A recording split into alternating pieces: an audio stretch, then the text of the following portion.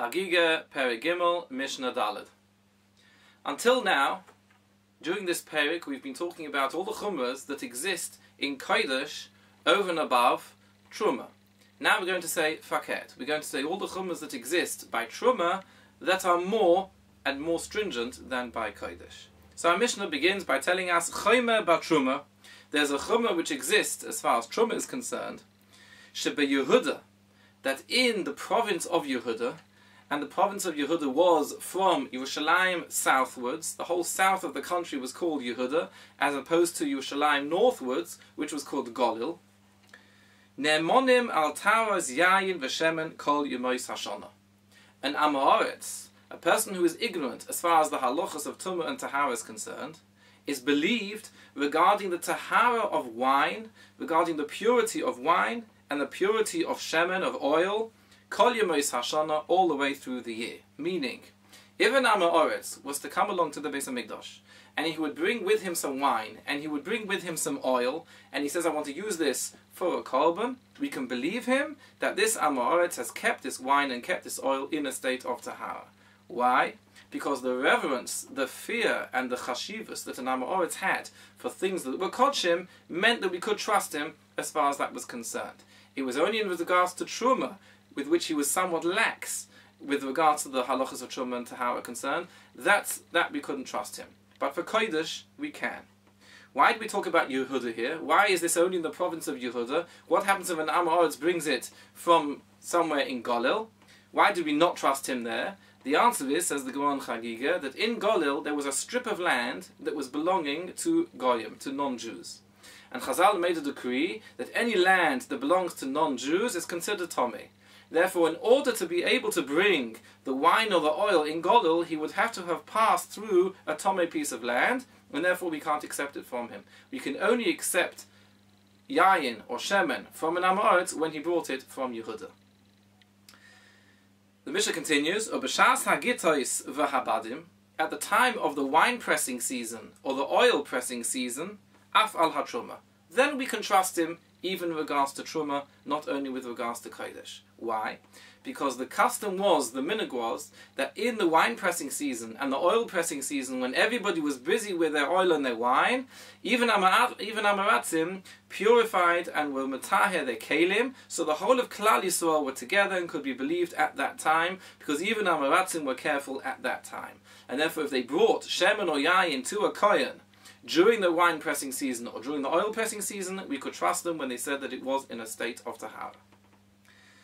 Ovru hagitois v'habatim, says the Mishnah, if the time of the wine pressing season and the oil pressing season had passed, v'heviu lo chovetz shel yayin shel truma, and the Amoritz brings to a kohen a barrel of wine of truma, lo yukablenu mimenu.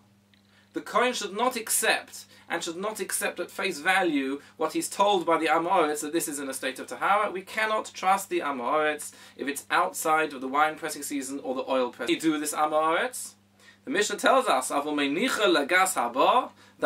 can take this barrel of wine or oil and he can leave it and put it aside somewhere until the next wine pressing season or until the next oil pressing season, and then he can present it to the Kohen at the right time of the year. And even though the Kohen knows that this is from last season, this was from a few weeks ago before the wine pressing season began, nevertheless it's a takana of Chazal that during the right time, during the pressing season, during the vintage, you can accept anything from an Amoritz.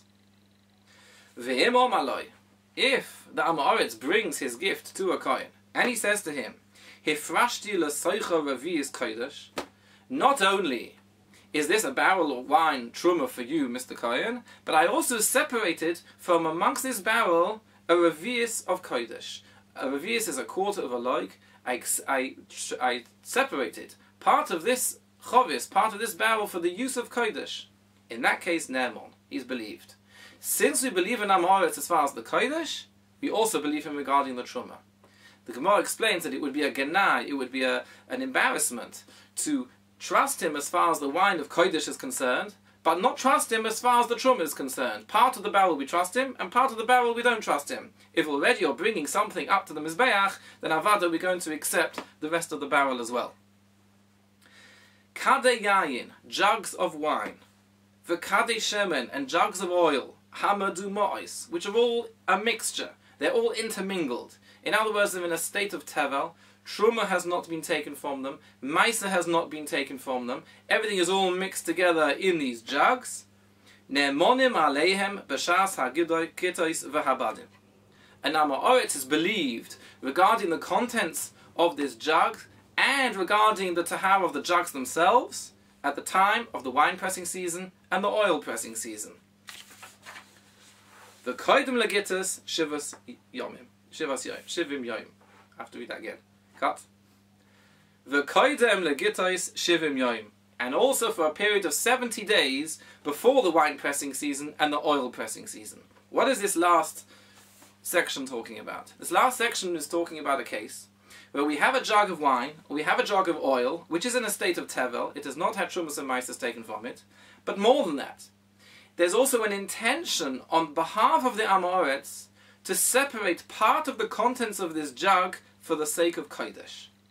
Since part of it is going to be kodesh, therefore we don't only accept it from the Amoritz during the wine pressing season and the oil pressing season, but also for a period of 70 days beforehand, because the minhag was that already 70 days beforehand they started preparing and cleansing and being metaher all their kelim in preparation for the wine pressing season and the oil pressing season. The question is, earlier in our Mishnah we said that when it comes to kodesh, we trust the Amoritz all year round. Now we're saying we have a jug of wine and it's got mixed into it truma and maisa, and he's going to separate kodesh from it, but we only accept it during the wine pressing season or the oil pressing season and the 70 days beforehand. Why aren't we accepting it the whole year round? Says the Gemara Chagiga, and Tosfos there explains that in the first part of the Mishnah we're talking about where he's actually separated the kodesh. So since you believe him with a kodesh, you also believe him with a truma. This part of the Mishnah is talking about an intention that he's going to separate something for kodesh, but he hasn't actually done it. It's not the reality, it's only an intention.